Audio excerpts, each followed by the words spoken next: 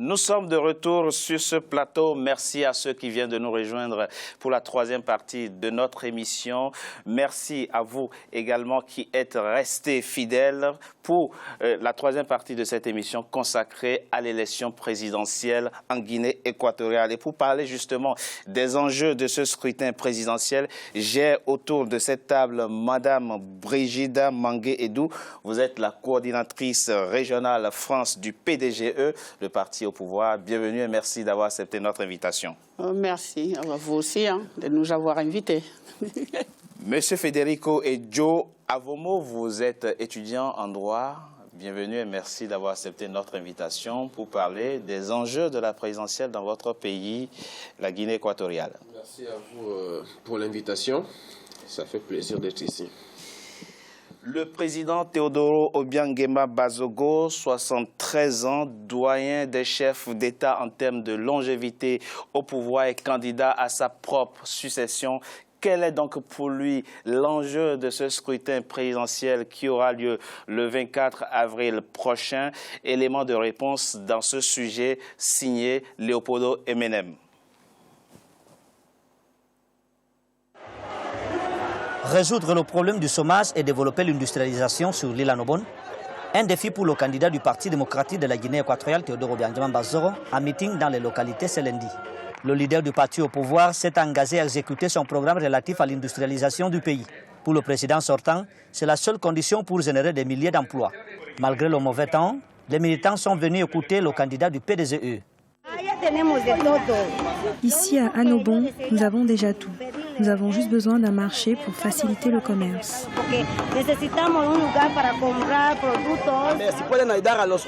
L'emploi des jeunes est une priorité. C'est la solution pour lutter contre la délinquance juvénile. Il faut de l'eau potable sur l'île d'Annobon. L'État peut mettre à notre disposition des infrastructures capables de nous aider dans l'approvisionnement en eau. D'une superficie de 19 km² et peuplée de 5000 habitants, Annobon est une île enclavée qui aspire à devenir une ville touristique. La campagne électorale, selon le candidat du PDGE, est une occasion d'échanger avec les populations locales afin de mettre en place des politiques adaptées à leur réalité. Je suis candidat pour continuer à promouvoir le développement d'Annobon. Il n'a pas été facile de transformer cette île telle que nous la voyons aujourd'hui. Et malgré les difficultés, je crois que nous devons continuer. Annobon doit être un lieu touristique, un lieu qui produit. La transformation de pescado aquí en Annobon. Annobon a été la troisième étape de la campagne électorale du candidat du PDGE. À cette étape, Teodoro Obiangema Bazogo a promis aux jeunes de l'emploi et la mise en place d'une politique de valorisation du potentiel touristique de l'île Annobon. Madame Mangué-Edou, quel est pour vous l'enjeu premier, l'enjeu principal de ce scrutin du 24 avril? Si vous me permettez, oui.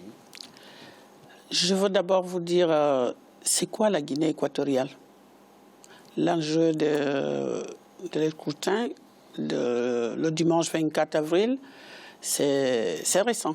Il faut commencer, c'est quoi la Guinée équatoriale? La Guinée équatoriale, c'est un pays orphelin en Afrique. Pourquoi je veux dire par là orphelin en Afrique? C'est parce que nous sommes de la colonie espagnole. Et je peux dire que c'est le seul pays colonisé par les Espagnols, ainsi que le Sahara, qu'on n'entend pas. Mais aujourd'hui, quand on parle de ce qu'il peut faire Obiangema demain, après le 24, c'est pas ça qu'on doit parler. On doit parler de ce qu'il a d'abord fait. De son bilan. De ce qu'il a fait dans ce pays. Et quel regard portez-vous sur le bilan du président C'est ça que je veux vous parler parce que ça commence au moment de Macias. Que les gens ils parlent de la dictature. Obiangema avait trouvé la dictature. Il est venu pour casser la dictature. Et ce monsieur est resté dans ce pays, à observer, à voir qu'est-ce qu'il pouvait faire pour ce pays. Le moment qu'il est rentré au pouvoir, il a appelé nos papas, c'est des Espagnols. Les Espagnols, ils ont dit quoi? Nous ne voulons rien savoir, il n'y a rien chez vous. Il n'y a même pas de matière, il n'y a rien. Il est resté toujours tout seul, comme on est orphelin en Afrique. Parce que quand on regarde les autres pays, quand on regarde les colonies, on voit que la France avait la moitié, avait à peu près tout. Les Anglais, les Italiens, les Portugais, mais nous, on n'avait que ces gens-là, les Espagnols. Les Espagnols. Donc on nous a laissés abandonner avec le président Obiang Nguema. Faites ce que vous voulez de votre pays, que vous avez trouvé dans la merde. Excusez-moi de terme. Mais je vous en prie. Et le monsieur est resté lucide pour voir qu'est-ce qu'il pourrait faire dans son pays. Donc, vous me demandez le bilan. Il faut voir ce qu'il y a dans nos pays aujourd'hui. C'est grâce à cet homme, Obiang Nguema Mbazoro. Il a fait toutes les infrastructures qu'on voit aujourd'hui. Qu'est-ce qui manque en Guinée? Qu'est-ce que les gens attendent? La formation.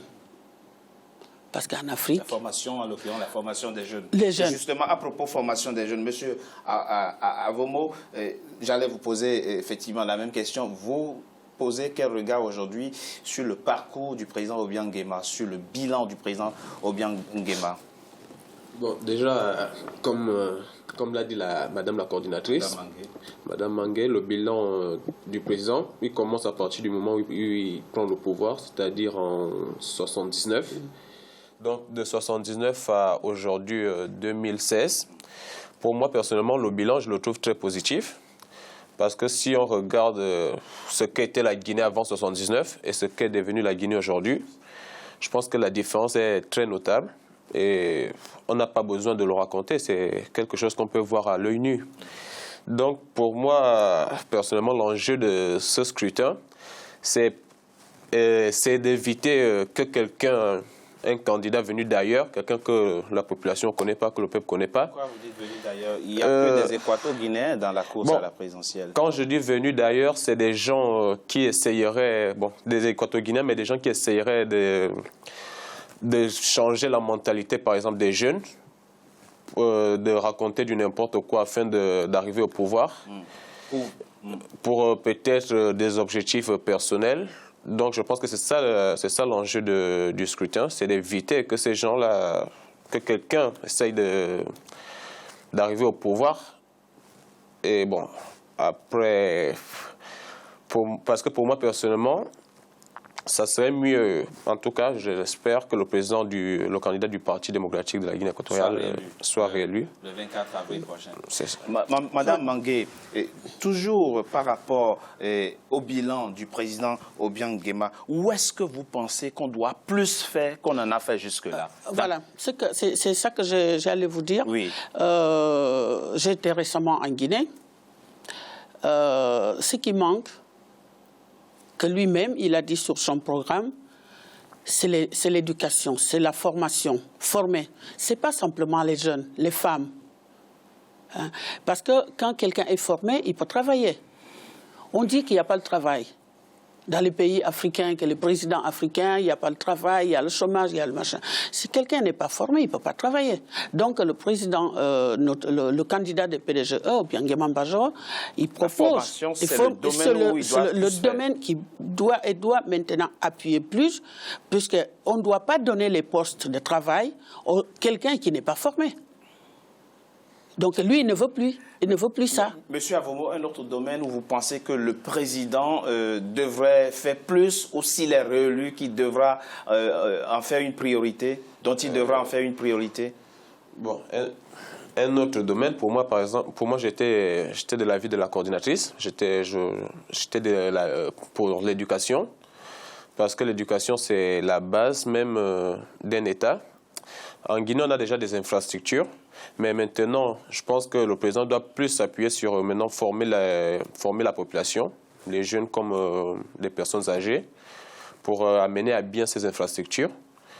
Et bon, dans son programme, il a promis de faire un effort. De faire de la formation, une priorité. Madame, il n'y a pas simplement il y a aussi la santé. Parce qu'un pays qui n'a pas des hôpitaux, bien que les gens ils doivent... Il faut construire plus d'hôpitaux. Voilà, il va construire. Il a fait tout ce qu'il devait faire d'abord.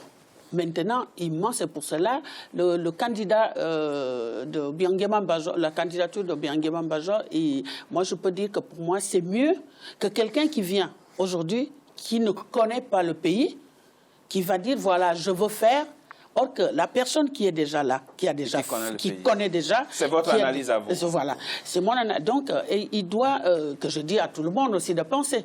Le monde est allé voter. Donc, il faut qu'on voit bien ce qu'il a déjà fait, ce qu'il va faire maintenant, comme les industries, comme les hôpitaux, comme de l'eau dans les... Certains candidats ont décidé de boycotter le scrutin du 24 avril. Qu'est-ce que ça vous inspire? Ça m'inspire que ce que je peux penser à ça, c'est les gens qui ne veulent pas le bien. Vous connaissez les raisons? Non, c'est les gens qui ne veulent pas le bien pour notre pays. C'est des Guinéens comme moi. Si vous voulez le bien pour ces pays, qu'on se connaît nous tous, qu'on est petits, c'est la même famille. Ils pensent que les conditions de transparence et de fiabilité ne sont pas remplies. Pourquoi? Surtout par rapport au fichier électoral. Mais non, ils sont remplis. Ils sont remplis. Une personne, oui, mais non, selon la loi. Quelqu'un qui habitait, on habite en France, j'habite en France aujourd'hui, je pars à un an, je pars dire j'ai un parti politique, il faut le légaliser, je crois que ce n'est pas normal. Il y a des lois dans chaque pays. Il faut vivre 5 ans en Guinée équatoriale pour que vous parlez des candidats? Des gens qui peuvent boycotter. C'est les candidats. Non, mais ils sont candidats, hein, leur dossier a été retenu. Hein. Qui veulent boycotter. Et pourquoi boycotter? Mais parce qu'ils pensent que les conditions de fiabilité, de transparence ne sont pas réunies, surtout en ce qui concerne le fichier électoral. Non, ça vous fait sourire, ça? Non, ça me fait sourire parce que c'est de n'importe quoi, je peux vous dire. C'est de n'importe quoi parce que je suis en train de dire que la Guinée équatoriale est tellement petite qu'on se connaît nous tous. Je connais les gens qui veulent boycotter parce qu'ils n'ont pas des arguments, ils n'ont pas de programme et ils n'ont rien. Parce que s'ils avaient les programmes, on ne va pas dans une élection électorale sans un programme. C'est le programme Monsieur là. Avomo, c'est ce que vous pensez aussi? Ils n'ont pas de projet, ils n'ont pas de programme, pas de proposition. À part le fait de ne pas avoir de projet, moi je pense qu'ils veulent boycotter les élections tout simplement parce qu'ils ont peur de se faire battre dans les urnes. Ils ont peur que... Parce que, bon, moi, déjà, j'ai vu le programme du candidat indépendant. Il y a un candidat indépendant, j'oublie son nom. J'ai vu son programme. C'est déjà dans son programme, je pense qu'il propose les choses qui ont déjà été réalisées par le candidat du PDG. Il veut mieux faire. Bon. Il propose, par exemple, l'éducation, je pense, obligatoire et gratuite. En Guinée équatoriale, il y a déjà l'éducation. L'éducation est déjà obligatoire et gratuite. Mais lui, pour pas qu'on dise qu'il a copié, il veut rendre l'éducation obligatoire dans tous les niveaux, c'est-à-dire même à l'université. Mais comment tu fais pour obliger un universitaire à aller en cours? Donc à partir de là, je trouve que son projet non seulement il n'a pas... Selon vous? C'est ça. Madame Mangué, votre dernier mot pour conclure? Moi, mon dernier mot, c'est je voudrais parler un peu aux Équato-Guinéens que ne laissons pas toujours le président, le gouvernement faire tout en Guinée équatoriale. Il faut que nous-mêmes, nous mettons aussi le nôtre pour aider ce que le président Obiangema a déjà fait.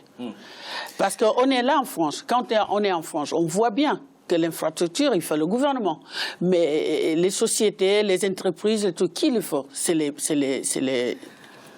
personnes mêmes. Madame Mangué-Edo, merci à vous d'avoir accepté notre invitation. Merci d'avoir participé à ce débat. Je rappelle que vous êtes la coordinatrice régionale en France du PDGE, le parti au pouvoir. Merci à vous. Merci à vous. Monsieur Federico Edjo Avomo, vous êtes étudiant en droit, vous souhaitez vivement que le président Obiangema Bazogo soit réélu le 24 avril prochain. Merci à vous d'avoir accepté notre invitation. Merci.